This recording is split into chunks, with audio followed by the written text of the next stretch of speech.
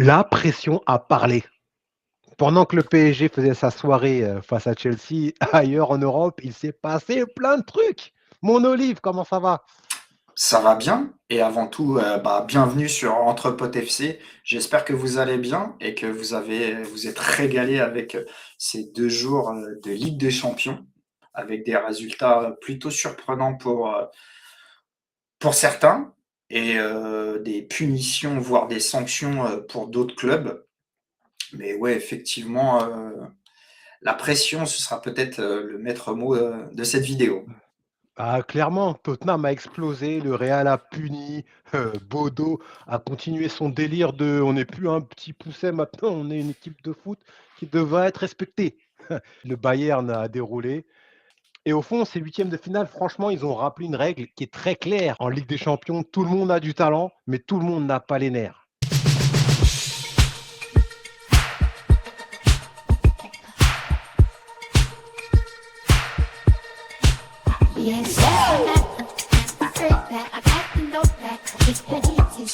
Pour avoir le résultat. On va regarder tout de suite, les résultats de la soirée, de mardi et de mercredi. Donc, Galatasaray qui bat Liverpool, Bayern qui démonte l'Atalanta, l'Atlético, enfin vous voyez les résultats, je vais pas tous les lire. Qui a supporté la pression et qui s'est fait avaler par elle? Parce que allez, commençons avec le match Atlético, Tottenham. Parce que Tottenham, ouais. l'Atlético, ouais, voilà. Ils ont clairement vu, Tottenham trembler, ou un joueur trembler plus exactement, le gardien de but, et ils ont été punis, de manière, très sévère. Le Real, lui, a joué avec une maîtrise glaciale contre Chelsea dans un contexte où: «Oh, sans Mbappé, vous pouvez rien faire». Et puis après, tu as nos amis, de Norvège. Je sais que tu les aimes bien toi, Olivier, les amis Ah, norvégiens. Bodo, ouais. Ouais, ouais, je les Ouais. aime bien. J'avoue que c'est incroyable. On est vraiment dans le côté nordique hyper sérieux. Et non, non, ils ont puni le Sporting. Moi, je t'avoue que j'avais un peu peur pour eux. Je me suis dit, bon, ils ont fait un exploit.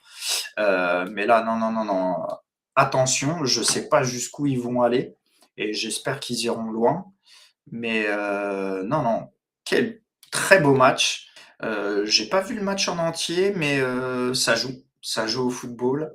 Malgré leur statut de petit pousset, écoute, ça récite ses classiques et ils ont puni les Portugais 3-0. J'avoue que j'étais assez surpris, mais Exact. je t'avoue que je vais regarder le match retour avec un peu OK. plus d'attention. Et le Bayern qui a joué comme une équipe totalement imperméable à la pression. Ils ont joué comme s'ils étaient à domicile face à l'Atalanta. Et ensuite, on a vu, donc un Newcastle craquer sur la fin, face à Barcelone. Galatasaray, a porté, sa grande tenue des grands soirs face à Liverpool. Et puis Arsenal, qui a fait un match nul. Assez, ouais, Et j'avoue, aussi, assez décevant.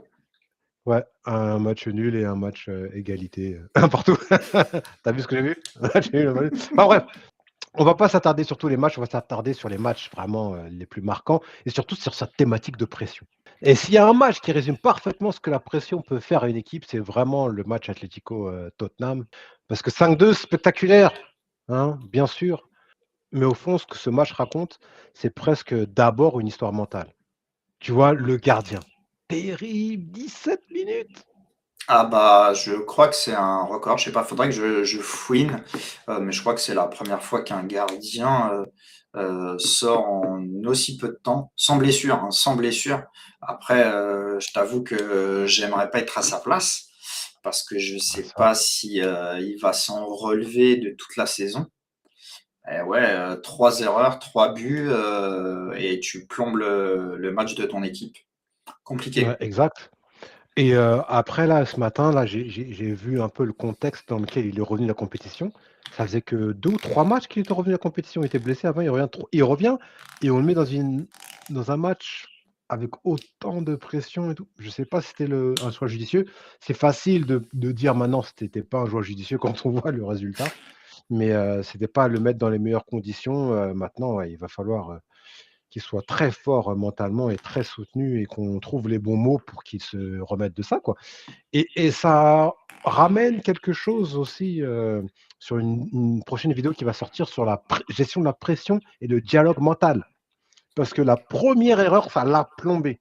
Et tu sens qu'il se parle à l'intérieur et qu'il est bombardé par mille et une questions. Et c'est ça qui fait l'enchaînement des erreurs, en fait. Ça a été quelque chose d'assez terrible. Et en plus, tu sais, le poste de gardien, c'est le poste le plus cruel. Parce que tu es tout seul. Si tu te rates, tu n'as personne pour te rattraper. Ou tu as une chance, tu as 10% de chance que quelqu'un vienne te sauver. Alors qu'à Mais, l'attaquant, tu peux rater, etc. mais en plus, en voyant les images, je m'aperçois que pas grand monde de son équipe est venu pour essayer de le rassurer, lui dire vas-y, c'est pas grave, c'est que le début du match. Et Mmh. peut-être, après on va pas refaire le match, mais peut-être que ça leur a aidé à surmonter cette erreur et passer à autre chose assez vite. Maintenant, on ne le Ouais. saura pas, mais effectivement, ouais, le dialogue interne, je pense que ça a dû être compliqué dans les minutes qui ont suivi cette erreur. Ouais, exactement, parce que tu perds en fluidité, tes appuis sont deviennent moins naturels, on a vu les sorties moins claires, les Ouais, décisions, ben ton cerveau il dit: «Non, fais pas ci, ah, fais pas ça», mais en même temps ton corps il se dit: «Il faut que je touche le ballon». Enfin exactement. tu fais n'importe quoi, c'est fini, quoi. Et donc là, Tottenham sur cette soirée a vraiment donné, la sensation de se battre contre ce qui se passe dans leur tête. Et face à l'Atlético, ce genre d'équipe, qui vit, pour profiter tranquillement des erreurs, quoi, tu vois? Ah ouais, Mmh, Atlético, c'est mmh. vraiment les spécialistes. Eux, tu fais une erreur, la moindre erreur, ils te punissent tout de suite. Et c'est ça qui est un peu. C'est un peu une équipe hybride, mais c'est vrai qu'ils se nourrissent des erreurs des autres. Et on l'a vu récemment, c'est la coupe du Roi en Mmh mh. Espagne où ils punissent le Real. Et résultat des courses, ils se qualifient. Mais Mmh. ouais, ouais, non, ça, le discours interne, et je pense qu'on n'y apporte pas assez d'importance, surtout chez les footballeurs. En parlant de pression et comment on gère une pression différemment, il y a eu le match, Real Madrid, City, et là, c'était vraiment un autre truc parce que c'était Mbappé est pas là et quand Mbappé il est pas là, vous pouvez pas gagner. Ah bah, Résultat, qu'est-ce qui s'est preuve passé? que non. Ah! Qu'est-ce qui s'est passé? Tu as Federico qui a dit: «Eh, mais vous avez oublié qui je suis moi. Moi j'ai besoin moi j'ai gagné 5 Ligues des Champions sans Mbappé, vous croyez que» ah regardez, bon, et voilà, la pression maîtrisée parce que les buts qu'il met et pourquoi, vraiment cette thématique de pression elle est forte, c'est que c'est des buts qui montrent que je suis pas sous pression. Tu sais, les buts que je préfère là, c'est le petit mini sombrero là. Tu sais quand il reçoit la balle qui arrive, il fait un pop, le défenseur part, «Oh il va faire une il Il part est dans parti en le vacances. et après la demi-volée, ça c'est un truc, c'est la pression, je connais pas, tu vois? Ça c'est il y avait parce qu'il y avait le poids du rendez-vous, il y avait le poids du bruit médiatique, il y avait l'absence de la star, du Real de Madrid, en tout cas la star médiatique. Il y avait des attentes énormes, comme dans un club et dans ce contexte-là, ce Real-là a montré que, non, on reste lucide, on reste calme. Et elle n'a pas eu l'air d'être, de vouloir se chercher des excuses. Au contraire, elle est partie sur ses forces. Donc, Mais, Valverde, 10 sur 10 dans l'équipe, et rare, absolument magnifique. mais je pense que en fait, ce match s'est joué dans les 5 premières minutes parce que Manchester City a eu une occasion. Et je peux te garantir que si il score d'entrée, ah bah là, Mmh on mh. voit tout de suite un autre match. Même si par Mmh la suite, ils ont dominé, mais si mh. effectivement ils scorent tout de suite, ah bah là, on voit un autre match. Mais Valverde, là, exceptionnel. Exceptionnel. Personne ne l'attendait, je pense. Il est sorti du bois et triplé. Non, mais c'est vrai, après, ce que j'ai lu, beaucoup, Valverde ballon d'or, va les gens, ça s'emballe trop vite. Tu vois ce que je veux dire? C'est un match, on est dans la culture de l'instant, on est dans le truc, Tu me donc l'as retiré de la bouche. ah, tu vois, non, mais c'est vrai, c'est ça, ça devient oui, il a été décisif, oui, il a fait l'un des meilleurs matchs de sa carrière à un moment où où son équipe en a besoin, oui, mais doucement, ça reste qu'un match et un ballon d'or, c'est une saison donc j'aimerais que l'opinion publique soit un peu plus réservée, mais bon, Mais en revanche, j'ai trouvé, bon voilà, c'est qu'un seul match, mais j'ai trouvé, Vinicius super épanoui sur ce match. Très à ouais. l'aise. Mmh. Alors, effectivement, quand Mbappé est pas là, il a plus de champ, plus de profondeur de jeu. Mmh. Mais c'est vrai que Vini, a contribué à cette sanction, parce que pour moi, c'est une sanction, hein. Il y a pas photo, il y a très peu de chances que Manchester City fasse une remontada, j'y crois pas du tout. Qu'est-ce que tu Heu, penses? Il a raté un penalty. Il a un penalty du 4-0. Est-ce que tu penses que parce que tu sais quoi, ça m'a rappelé quoi? Ça m'a rappelé Dembélé à Barcelone qui rate le 4-0 sur un contre-attaque et tu sais ouais, Messi il tombe derrière là. Un 4-0, tu es sûr, c'est 4-0, c'est bon, ouais, truc. À 3-0, tu mets un but, c'est pendant la première 15 minutes, tu mets un but avant, la mi-temps, 2-0, écoute, Je pense que ça, c'est pareil. Il va falloir qu'on m'explique, pour les pénaltys, comment tu peux à un moment donné, dans ta tête, on en reviendra peut-être, quand on fera la vidéo sur le discours interne, prendre la décision de tirer un penalty, de cette manière, en fait. Comme, mmh. Brahim, à la CAN, à quel moment dans ta tête tu dis: «Bah tiens, oh bah allez, tiens, c'est pour moi, je fais ça».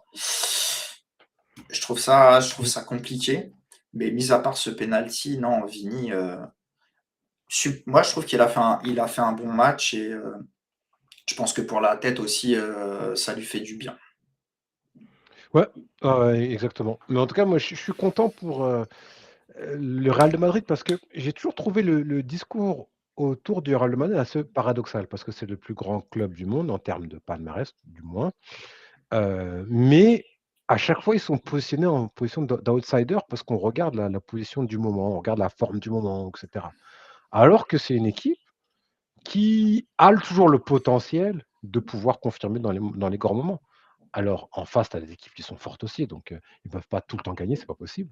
Mais de là à douter à ce point-là parce qu'un joueur n'est pas là, tu vois? C'est pour ça on en parlait dans un autre contexte où on parle de vouloir être rassuré Mmh mh. parce qu'on n'a pas à rassurer.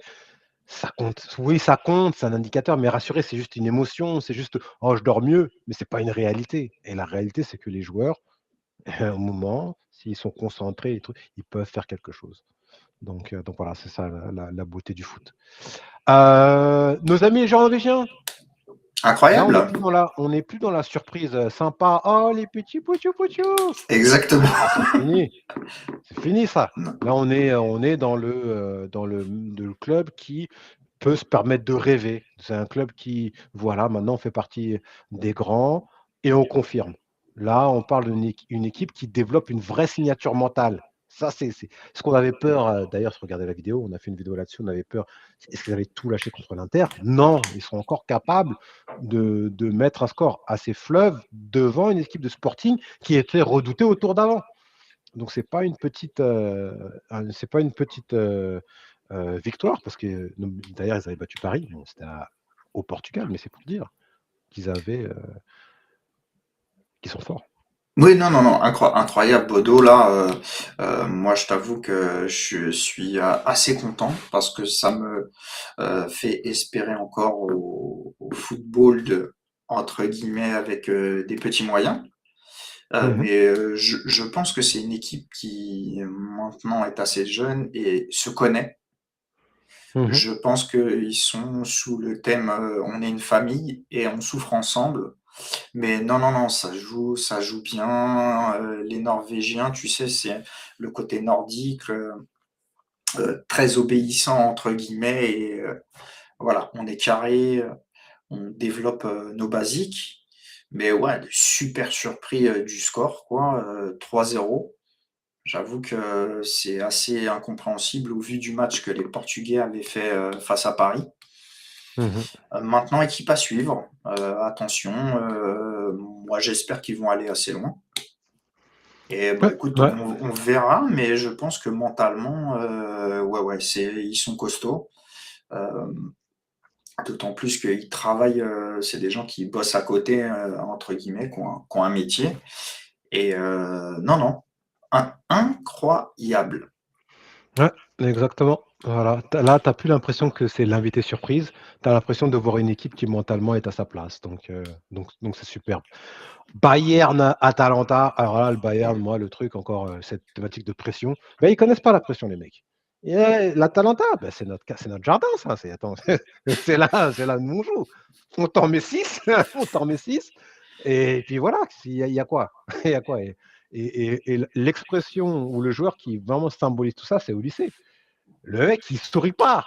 Il fait un match de ouf, élu homme du match. Tu vois les photos qu'il a à la fin du match. Le mec, il est là et ça bouge pas, son émotion, elle bouge pas. Le mec, souris un peu, on aimerait bien être à ta place et toi, tu es là en mode blasé. Mais tu as raison, mentalité Kobe Bryant, job is not finished. Tu C'est vois, le ça. taf, il est pas fait. Donc, il a raison dans l'absolu.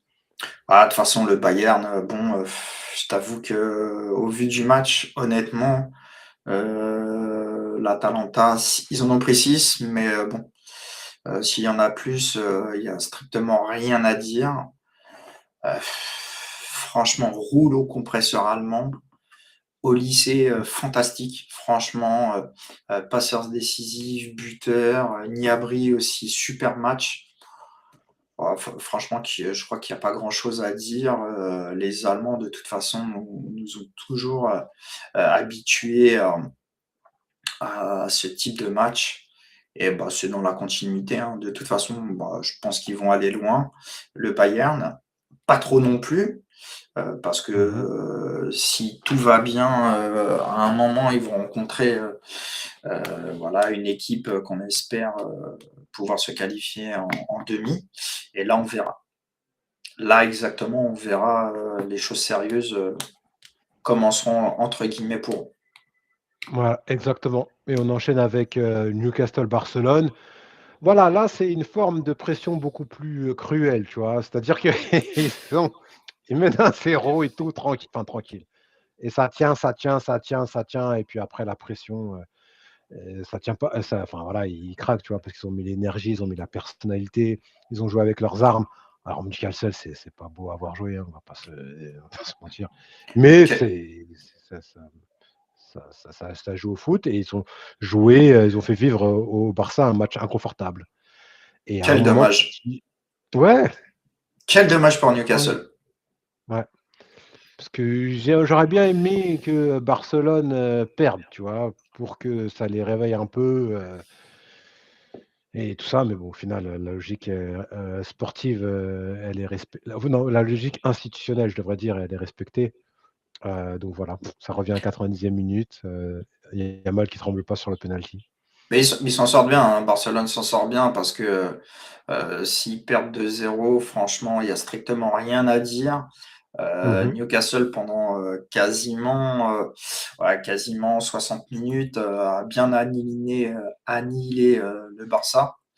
Mais bon, voilà, hein, comme on dit, hein, c'est, à la fin, que tu payes les musiciens et là, bah, ouais, là, penalty à la dernière minute, bon, bah, voilà, hein. Ouais. Yamal, lui, tu vois, il s'est pas posé de questions à faire des cabrioles ou autre, c'est Mmh. placé en force et ça rentre et voilà. Ouais, ouais, exactement, tranquille, super bien tiré son penalty. Donc voilà, à voir au match retour, pas grand chose à dire, en attendant le match retour. Et puis après bon, j'aimerais m'attarder on aimerait s'attarder sur Galatasaray, Liverpool. Là aussi, un rapport à la pression qui est très intéressant parce qu'à Istanbul, par définition, quand tu te dis: «Tu dois aller à Istanbul», tu dis: «C'est le bouillon». C'est ça, C'est c'est un environnement exactement ça. où ça peut faire exploser un match, émotionnellement. Et moi, ce que j'aime chez Galatasaray, c'est qu'une équipe qui ne se contente pas de profiter d'ambiance, elle arrive à la canaliser, à la transformer, donc ça joue au football, ils jouent. Après bon, ils ne gagnent pas tout le temps, mais au moins, ils arrivent. Donc on parle souvent de ce club à travers la folie du stade, de la chaleur, l'intensité, ce qu'il y a autour. Mais ça serait trop simple de résumer Galatasaray à ça, parce que c'est une équipe aujourd'hui qui a une vraie personnalité, qui joue bien au football, qui est vraiment derrière ses joueurs encore plus. On a vu avec le tifo que les supporters ont fait pour Osimhen. Pour Osimhen, ouais. Donc, ouais. Donc, très, très, très, très bon avec ça. Mais Alors, 1-0. pareil, pareil qu'un petit peu Newcastle. Gala a poussé pendant tout le match. J'ai trouvé un Liverpool un peu emprunté, Mmh. voire fatigué, ce qui me fait dire que je sais pas si là, la PL, tous les clubs de PL avaient l'air un peu fatigués. Maintenant, on arrive à une période où il faut commencer à montrer des muscles. Et ouais, je trouvais que la plupart des clubs anglais, physiquement, étaient plus éprouvés que les autres équipes, que ce soit Gala, Paris ou même Barcelone, que j'ai trouvé un peu plus frais que les clubs de PL. Mais ouais, ouais, Mmh. c'est pareil, Liverpool s'en sort plutôt pas mal. Moi, 2-0, ça aurait été pas démérité. Maintenant, Mmh. bon, le retour à Anfield, ça va être une autre histoire. Ouais, exactement, parce qu'on parle Ça va être d'ambiance une histoire. bouillon. C'est un différent type de bouillon, mais c'est un bouillon quand même, C'est ça. à Liverpool, donc avoir 1-0, c'est pas catastrophique non Ouais, ouais. plus, je pense que voilà. Et enfin, le match le plus pourri, alors vraiment le plus pourri de Bah, cette soirée. il porte bien son nom, ils ont fait match nul, voilà. Ouais. Ça résume le match entre Leverkusen et Arsenal. Moi, je t'avoue que je m'attendais à un beau match. Mmh. Bah, non, il y avait rien de beau. Arsenal, peut-être pareil, équipe de PL, peut-être qu'ils étaient fatigués. Mais ouais, bon, c'était pas foufou. Voilà, on va dire que c'était pas foufou. Dieu sait que avant ce huitième, ils ont gagné quand même toutes leurs rencontres Mmh. de LDC. Est-ce que la course au titre laisse des traces? Bah, je pense que c'est le cas. Et c'est peut-être le bon moment pour prendre Arsenal. Ouais, mais surtout en plus, en parlant de pression, sur la thématique de la pression, eux, ce qu'ils vivent en ce moment, c'est la pression d'être les gens qui perdent, les bottlers en anglais, mais j'ai oublié le mot en français, bref, peu importe. C'est des gens, ça veut dire qu'au moment clé, ils vont perdre le titre. Donc là, ils sont premiers. Et donc, il y a cette réputation et cette hantise, limite cette malédiction qui est sur leurs épaules et ils se battent contre ça. Et ça demande à chaque fois. Donc aujourd'hui, ils sont plus dans une logique de beau jeu, etc. Ils veulent un résultat, ils veulent un résultat, ils veulent que du résultat. Et ça se paye, ça, je pense. C'est mon analyse. On pourra peut-être s'attarder sur ce sujet-là plus tard, mais c'est mon analyse d'Arsenal. Mais en tout cas, ce que je retiens d'Arsenal, c'est qu'ils ne sont pas tombés complètement là-bas. Ils n'ont pas Ouais. brillé. Mais ils n'ont pas été désunis. Ils ont gardé assez de calme pour rester dans le match, assez de contrôle pour aller chercher un résultat. Et au final, qu'est-ce que c'est ça qu'on compte, c'est ça qu'on retient. Tu vois. Et vous qui nous regardez, qu'est-ce que vous en pensez de la soirée Ligue des Champions? Qu'est-ce que vous en avez pensé? Laissez-nous savoir en commentaire. Ça fera plaisir. On partage avec vous notre amour du foot entre potes. N'hésitez pas à vous abonner, à liker la vidéo. Et bah, du coup, nous, Arnaud, on se retrouve pour une prochaine vidéo. Ça marche, mon Olive. Merci de nous avoir regardé.